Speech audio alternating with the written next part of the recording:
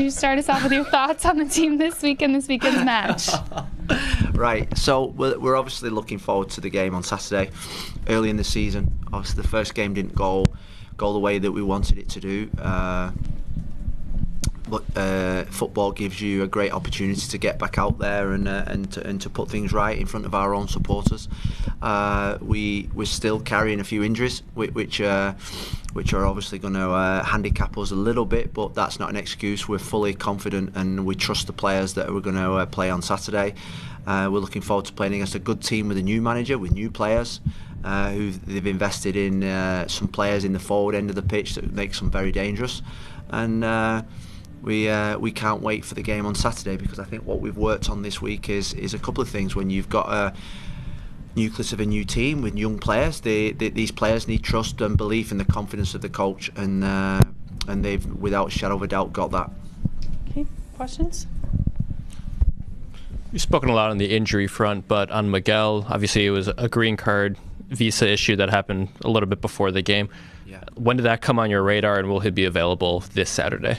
Yeah, I mean, we're not really in control of when these appointments are given. So he had to fly back to Peru during the pre-season to get, there's a process of medicals, etc., for the whole family, and then his appointment was sent to us, and unfortunately it was the day after the first game of the season, and then you're in the hands of the authorities of that country, and I'd say with David da Costa we got really lucky, and with other situations, we've been through this before with other players where it's been 4, 5, 6, sometimes 8 to 10 days, and you look at the weekends is obviously not counted as a day, so we're just day to day waiting for news to get Miguel back.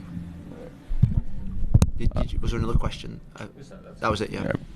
I got a two-parter related to Jonathan Rodriguez. So roster profiles were released today. He's on the injured list, so he's going to miss 6 games. Yeah. Is that the maximum time that you guys expect him to miss, or could he be out for longer? And then also, is there a possibility of bringing in another player on loan potentially for the short term to help supplement his absence a little bit? Yeah, I mean that's something that we've been going through, because I think at this moment in time the 6 games helps us on our roster in terms of the roster compliance.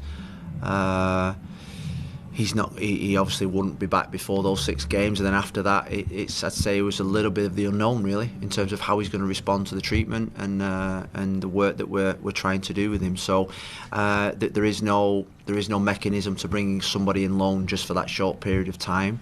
But what I would say is that we're working really hard to strengthen the group again. We're nowhere near finished in terms of the roster that we want to build, and we're saying that there's a good chance that we're going to be bringing in another 1 or 2 players that we need to make us really competitive, and that's we had a good off season, but there's still work to be done, and I think that's important over the next 3 to 4 weeks that we accomplish those goals.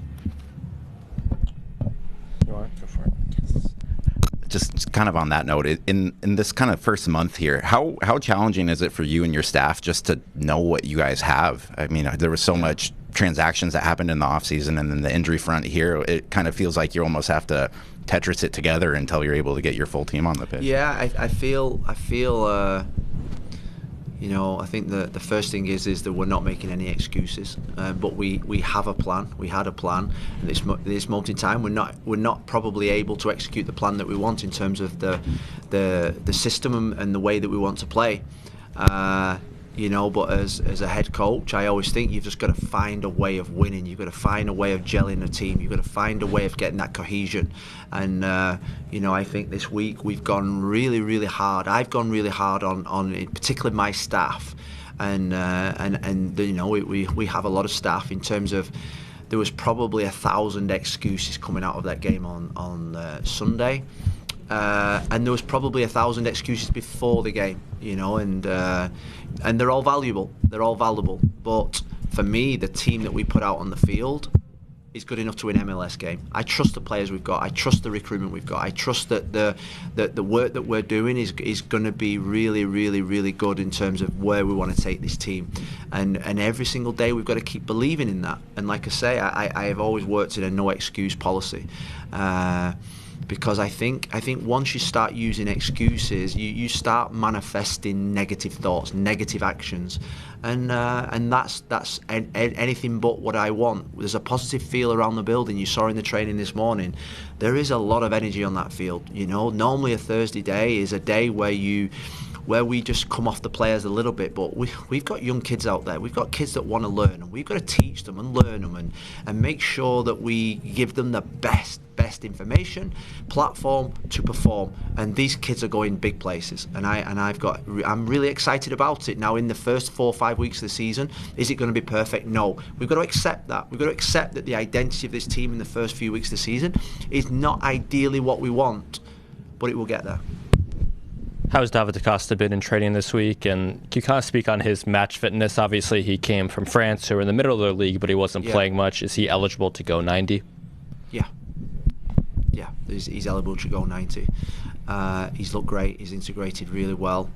From the first time I spoke to him, probably 2-3 months ago, thinking he was a shy boy. He is probably shy, but he's got this glint in his eyes and this smile that makes him, he's a in England we say like a cheeky little chappy.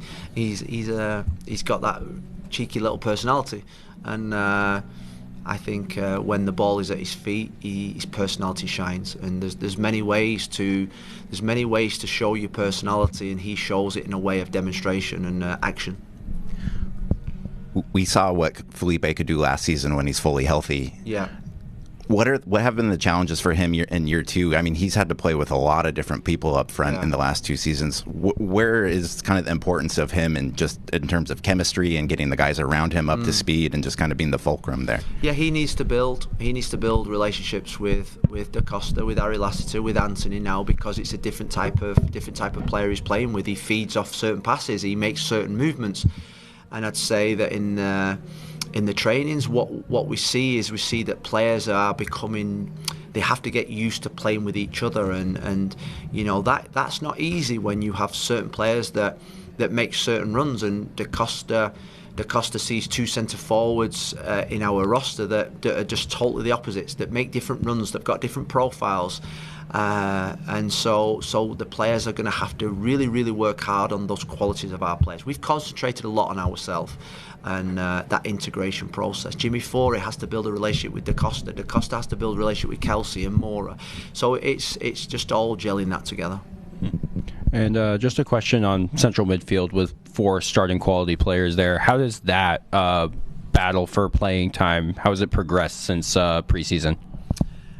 Yeah, it's competitive. I've got to say it's really competitive. Out of all the midfield players, probably Diego Chara is at this moment in time the fittest, the healthiest, in terms of he's completed every single day of pre-season. And that's what makes that man the most amazing man ever, is that he, out of all of them, has completed every single day in pre-season. There's no integration process with him. He knows how we want to play. So the others have got playing catch-up.